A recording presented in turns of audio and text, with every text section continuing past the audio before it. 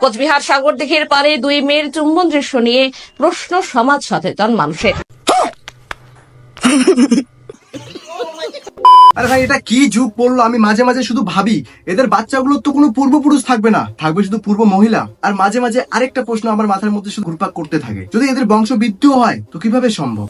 তো এই গাইস, কি চলছে আজকাল আর গরম কেমন কাটছে? আশা করি ভালোই কাটছে। এই গরমে যেই ছেলেটা ঠান্ডার দিন সপ্তাহের পর সপ্তাহ স্নান না করে কাটিয়ে দিত, সেই ছেলেটা এখন দিনে 3 বার স্নান করে নিজেকে গর্ভবতী ফিল করছে, গর্বিত ফিল করছে।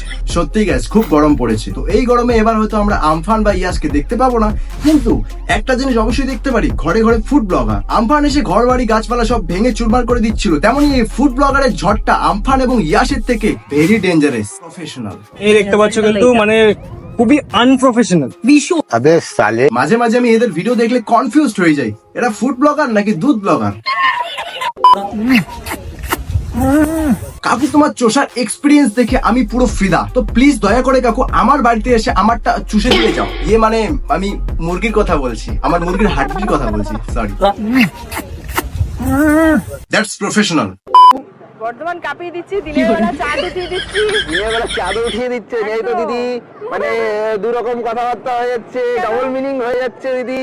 সারাদিন যদি পানু দেখে হ্যান্ডেল মারো তাহলে তো সব কথাই ডাবল মিনিং লাগবে। পাড়াও চাঁদ ওঠানোর কথা বলেছে, বান্টু ওঠান না। বাড়ারা ব্লগ করতেও আসে না, খাবার খেতেও আসে না, শুধু গরম গরম দুধ আর ডাবল মিনিং জোক শোনার জন্য আসে। সেই জোক শুনে বাড়িতে গিয়ে হ্যান্ডেল মারে।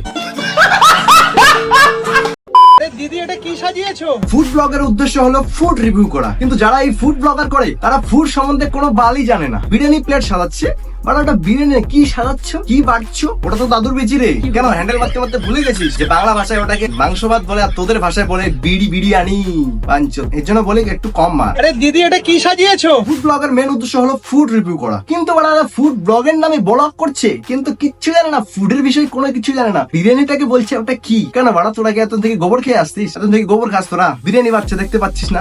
উদ্গান্ত কোটাকার ফাট চুপ মারানি। নিজেকে ফুড ব্লগার বলা বন্ধ কর। হাইকোর্টে গিয়ে নিজের নামের আগে দুধ ব্লগার বসিয়ে নে। তোরা হচ্ছে এতটাই হাবাসকোর যে হ্যান্ডেল মারতে মারতে ভুলেই গেছে যে হ্যান্ডেল মারলে স্মৃতিশক্তি কমে। আর হ্যাঁ, এটা শুধু এদের জন্য না, সবার জন্যই। আজকাল সিঙ্গেল মেয়ে দেখতে পাওয়া খুবই দুর্লভ, কিন্তু পাড়ার দাদা থেকে দাদু সবাই সিঙ্গেল, কারণ এদের ভাগ্যে থাকা বউগুলো পার্কে বসে একে অপরকে চুমা খাচ্ছে, তাই তারা সিঙ্গেল।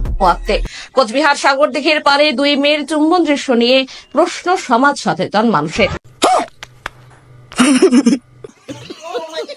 আরে ভাই, এটা কি যুগ পড়লো? আমি মাঝে মাঝে শুধু ভাবি এদের বাচ্চাগুলোর তো কোনো পূর্বপুরুষ থাকবে না, থাকবে শুধু পূর্ব মহিলা। আর মাঝে মাঝে আরেকটা প্রশ্ন আমার মাথার মধ্যে শুধু ঘুরপাক করতে থাকে, যদি এদের বংশ বৃদ্ধিও হয় তো কিভাবে সম্ভব? কারণ সাগরদিঘির উপরে যদি আরেকটা সাগরদিঘিকে ঢাকিয়ে দেওয়া হয় তাহলে সাগরদিঘির জল শুকিয়ে তো কয়লা খনি হয়ে যাবে, আর এটা সাগরদিঘির জন্য ছিল না। আশা করি বুঝতে পেরেছো।